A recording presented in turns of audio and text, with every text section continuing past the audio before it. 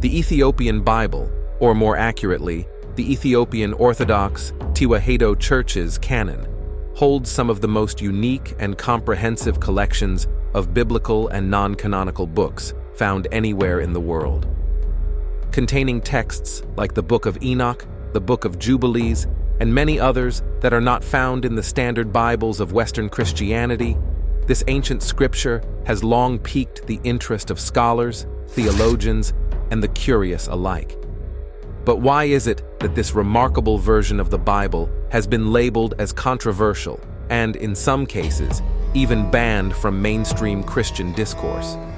What makes it so different, and perhaps so threatening to established religious teachings?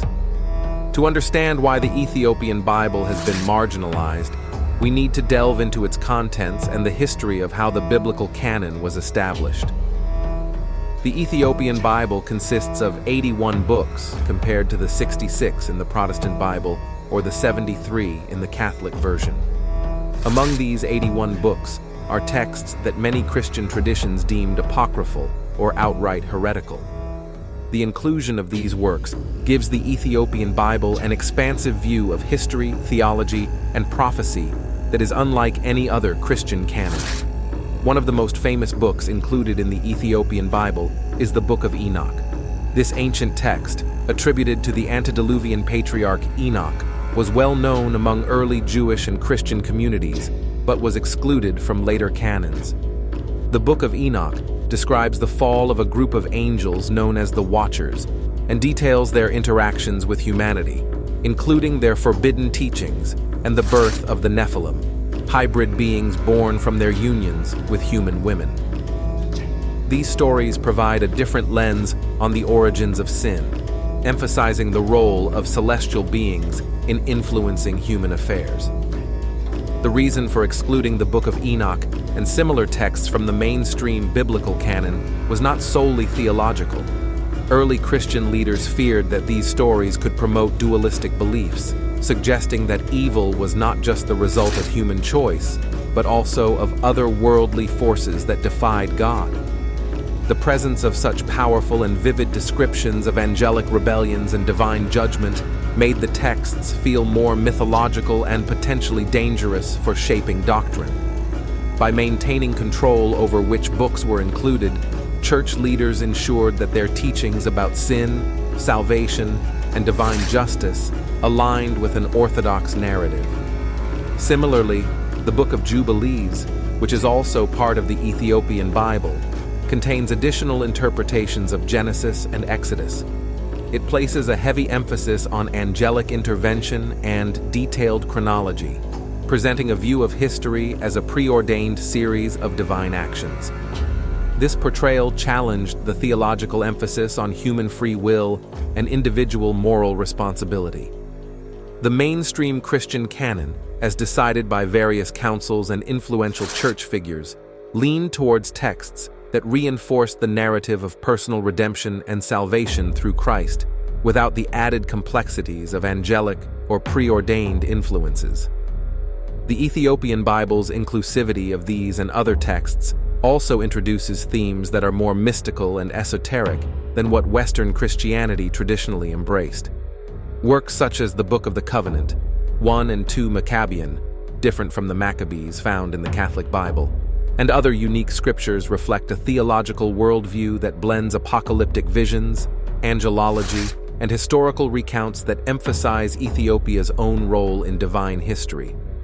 These texts emphasize the connection between the earthly and the divine, a concept that was often toned down or excluded in Western Christian theology.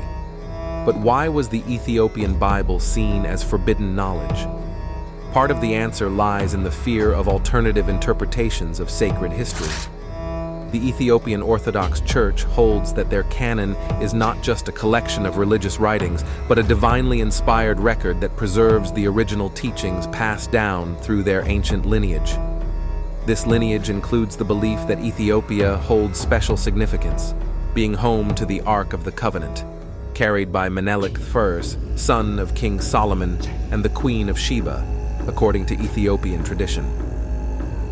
This historical and theological independence presented a challenge to the mainstream religious authorities in Europe and the broader Christian world. The Ethiopian Church's narrative stood apart from the Roman Catholic and later Protestant views, which sought to consolidate religious teachings under more uniform doctrines. The divergent content in the Ethiopian Bible was perceived as a risk to the uniformity and control that these religious powers exercised over the interpretation of Scripture and teachings. The banning or marginalization of the Ethiopian Bible wasn't just a decision made centuries ago. Its implications have continued into modern times. The richness of the Ethiopian canon, with its blend of apocryphal, historical, and prophetic works, continues to attract scholars and those seeking a deeper understanding of early Judeo-Christian beliefs. It also inspires questions about why certain texts were omitted from the Western Bible and who had the authority to make such decisions. The Ethiopian Bible's survival is a testament to the uniqueness and resilience of the Ethiopian Orthodox Church. Unlike other branches of Christianity that evolved under the influence of Roman, Byzantine, or later European control, the Ethiopian Church maintained a distinct path, preserving traditions and texts that others deemed non-canonical or unorthodox. This makes the Ethiopian Bible a valuable window into a different understanding of Christian and Jewish history, one where angels, cosmic battles, and divine intervention play a much more pronounced role. The question of why the Ethiopian Bible was banned or sidelined in Western Christian contexts boils down to control over religious narratives. The inclusion of texts like the Book of Enoch and Jubilees, with their vivid depictions of angelic beings and alternate explanations of sin and history, presented a vision of the divine and the cosmic that was deemed too complex, too mystical, or too controversial. The Western Church opted for a canon that supported a more straightforward path to understanding God, humanity, and salvation, leaving texts like those in the Ethiopian Bible as forbidden knowledge.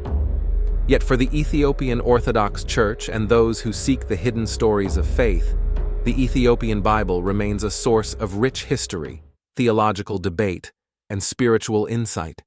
It challenges us to ask, what do these texts say about the beliefs of early Christians and Jews?